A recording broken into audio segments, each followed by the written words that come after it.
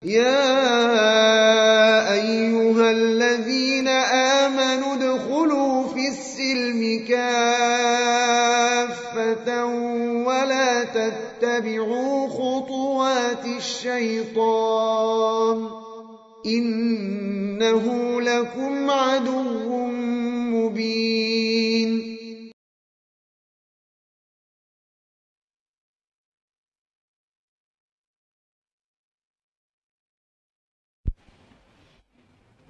Baik, jamaah rahimakumullah, kita lanjutkan di sesi tanya jawab.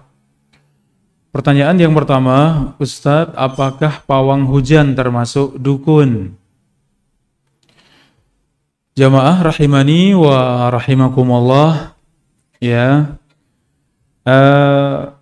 terkait dengan hujan, ya, di mana itu diketahui dengan kemajuan teknologi yang biasa disebut dengan perkiraan cuaca atau perakiraan cuaca, yang mana itu sekedar perkiraan yang bisa jadi benar, bisa jadi tidak. Dari sisi kemajuan teknologi dianggap bahwa itu sesuatu yang memudahkan untuk mengetahui nanti akan hujan, besok akan hujan, demikian ya. Tapi itu bukan suatu yang pasti karena tidak ada yang mengetahui kecuali Allah, ya. Ini tidak masalah, ya. Adapun kalau pawang hujan yang dikatakan dia bisa mendatangkan hujan, bisa menolak hujan, bisa menggiring hujan, bisa memindahkan hujan, ya, ini tentu ya termasuk di dalam kesyirikan, ya. Karena tidak ada yang bisa demikian kecuali Allah. Tidak ada yang bisa mendatangkan hujan kecuali Allah. Tidak ada yang bisa memindahkan hujan, menggiring hujan kecuali Allah Subhanahu wa taala. Ya, adapun yang mengaku bisa berbuat dengan hujan, ya, maka sungguh yang demikian termasuk di dalam kesyirikan. Ya, kecuali itu tadi usaha-usaha yang ilmiah, ya, seperti membuat hujan buatan misalnya. Ya, karena tahu teorinya bagaimana terbentuknya hujan, ya, kemudian bisa itu diusahakan dengan sebab-sebab, ya, kemudian dengan dipancing atau bagaimana, ya, caranya, kemudian rangsangan-rangsangan tersebut benar-benar bisa menjadikan hujan misalnya. Ini kemajuan teknologi, tidak masalah, ya, selama itu semuanya adalah ilmiah, bukan dikaitkan dengan sesuatu yang mistik, bukan dikaitkan dengan, ya, sesuatu yang kerjasama, ya, dengan syaitan atau dengan jin. Maka bedakan antara dua perkara tersebut, ya. Yang satunya diperbolehkan karena itu memang sesuatu yang ilmiah, adapun yang satunya sesuatu yang terlarang, ya, yang melibatkan keyakinan-keyakinan yang menyimpang. Demikian. Wallahu taala a'lam. Taib, Afan izin bertanya, Ustaz, apakah boleh kita memakan makanan nyadran seperti ketan, kolak, apem yang dikasih tetangga? Bagaimana hukum makanan tersebut? Jazakumullah khairan. Wa iyyakum jazakumullah khairan. Saudara-saudari jamaah rahimakumullah, makanan yang kita tahu pada asalnya adalah halal, maka tidak akan berubah menjadi haram kecuali dengan sesuatu yang jelas. Ya, makanan yang halal seperti tadi yang disebutkan ketan, ini halal, kolak ini halal, apem juga halal, ya. Maka sesuatu yang halal tersebut tidak akan berubah menjadi haram kecuali dengan sesuatu yang jelas. Adapun acara-acara yang mungkin dianggap acara itu tidak syar'i atau mungkin tidak ada dasarnya di dalam Al-Qur'an dan Sunnah, ataupun tidak pernah dikerjakan Rasulullah dan para sahabat, maka di sini yang tidak pas itu acaranya, perbuatannya. Ya, adapun makanannya, wallahu alam, pendapat yang lebih kuat mengatakan itu tidak sampai berpengaruh kepada makanannya. Ya, kecuali sesuatu yang dipersembahkan untuk selain Allah, maka jelas. Ya, sesuatu yang disembahkan untuk selain Allah itu menjadi sesuatu yang haram karena sebab apa? Itu ditujukan untuk selain Allah.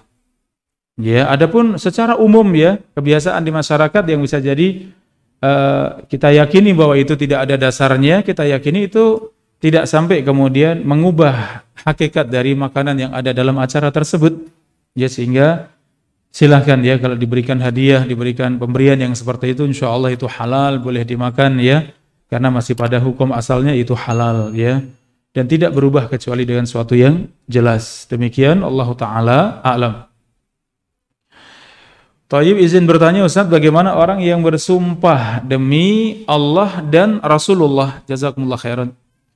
Wa iyyakum jazakumullah khairan. Jamaah rahimakumullah, barusan kita kaji ya tentang bersumpah. Maka tidak boleh kecuali bersumpah dengan menyebut nama Allah. Hanya satu saja, yaitu bersumpah dengan menyebut nama Allah. Dan maksud daripada menyebut nama Allah, yaitu apakah sumpah tersebut dengan menyebutkan nama-nama Allah atau dengan menyebutkan sifat-sifat Allah. Dua-duanya boleh. Ya, nama dan sifat ini tidak terpisah dari Allah Subhanahu wa taala.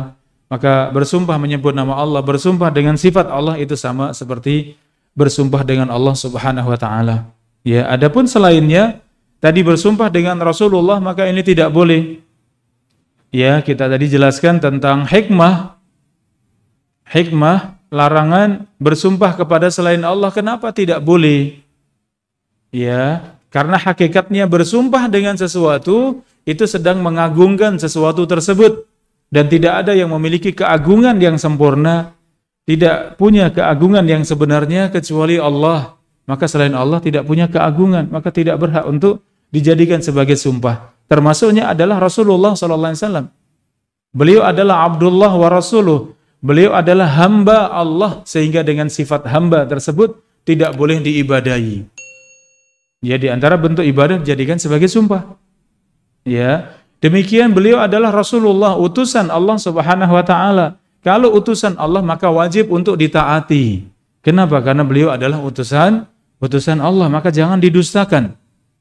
Karena beliau adalah utusan Allah Subhanahu wa taala, maka demikian kita tempatkan ya Rasulullah sallallahu alaihi wasallam sesuai dengan kedudukannya yang Allah turunkan untuknya. Beliau dari satu sisi sebagai hamba Allah sehingga tidak boleh diibadahi, satu sisi sebagai utusan Allah maka tidak boleh didustakan. Demikian, Allah Ta'ala a'lam.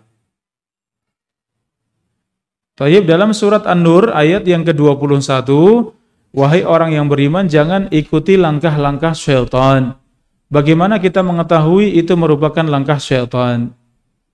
Bagaimana kewaspadaan di saat dalam keadaan sendiri, apa yang harus dilakukan seorang agar terhindar dari bisikan syaitan? Tayyib, jamaah rahimani wa rahimakumullah, langkah-langkah syaitan, ya, di mana syaitan punya langkah-langkah untuk menggoda manusia. Langkah yang pertama membawa manusia kepada kekufuran, untuk berbuat syirik kepada Allah sehingga keluar dari Islam. Langkah yang kedua mengajak manusia terjatuh di dalam dosa-dosa bid'ah, yaitu dosa-dosa ya yang mana itu amalan-amalan yang tidak ada contohnya dari Nabi SAW, ya, bukan ibadah tapi dianggap bagian daripada ibadah. Yang ketiga, langkah syaitan menuju kepada dosa-dosa besar. Ya, kalau tidak bisa maka dibawa langkahnya kepada dosa-dosa kecil. Kalau dosa kecil juga tidak bisa, maka diajak kepada menyibukkan sesuatu yang tidak penting sehingga meninggalkan yang lebih penting. Ya, ini semuanya langkah-langkah syaitan. Maka untuk mengetahui hakikat daripada langkah-langkah syaitan itu ada di dalam Al-Quran dan Sunnah. Semua yang ada dalam Al-Quran dan Sunnah menjelaskan mana yang baik, mana yang buruk. Ya, yang baik untuk kita kerjakan. Kalau kita meninggalkan kebaikan tersebut, maka itu langkah syaitan. Ya, demikian hendaknya kita meninggalkan semua yang haram di dalam Al-Quran dan Sunnah, atau yang disebutkan dalam Al-Quran dan Sunnah.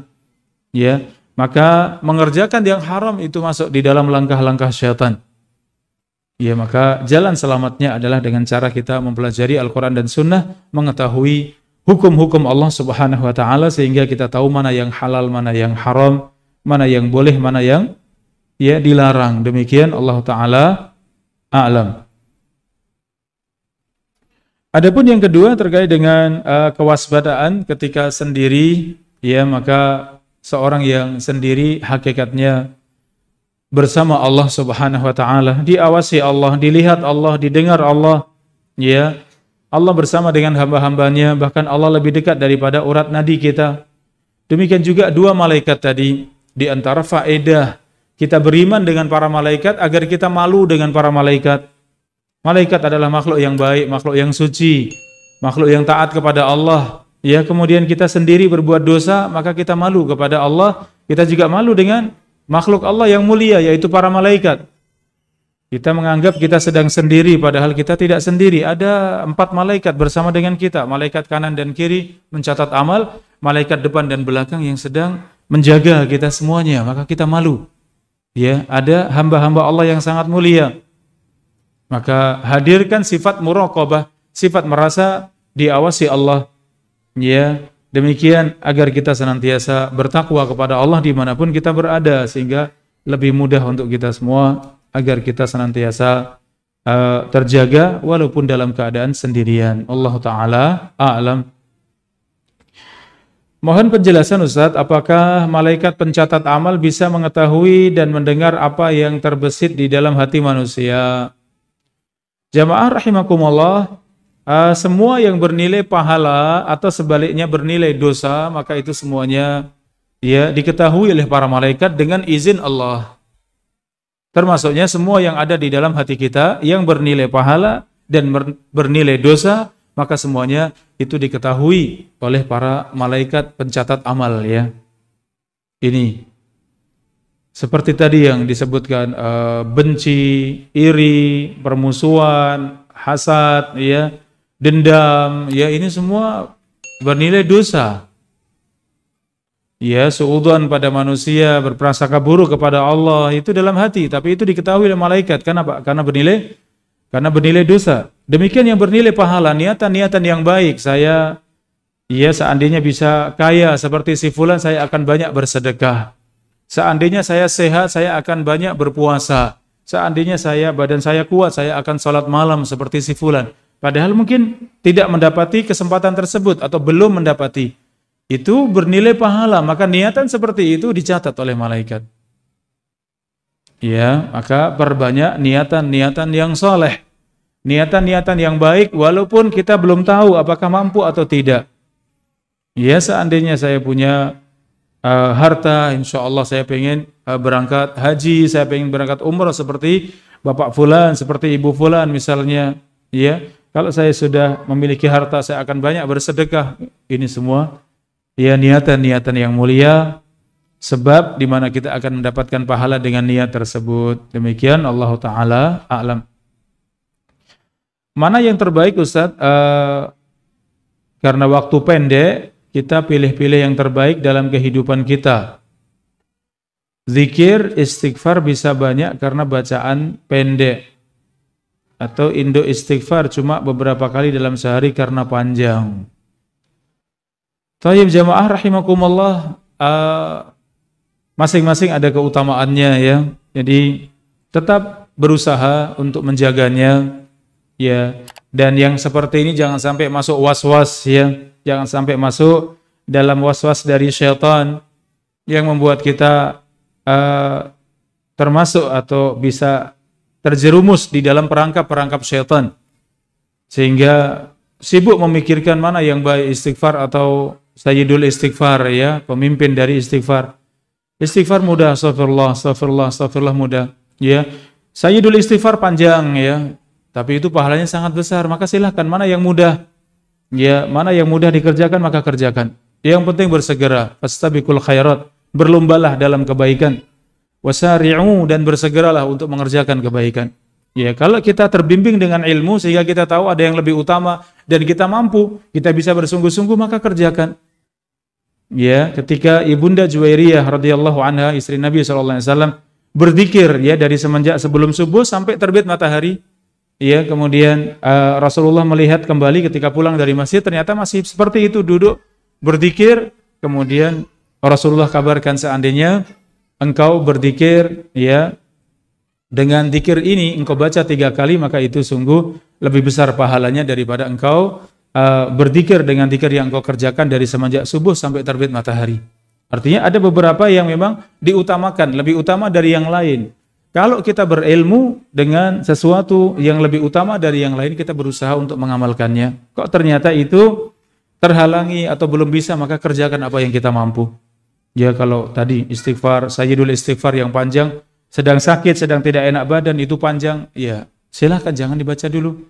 Baca yang mudah, apa yang mudah? Astagfirullah misalnya, maka ucapkan astagfirullah, astagfirullah.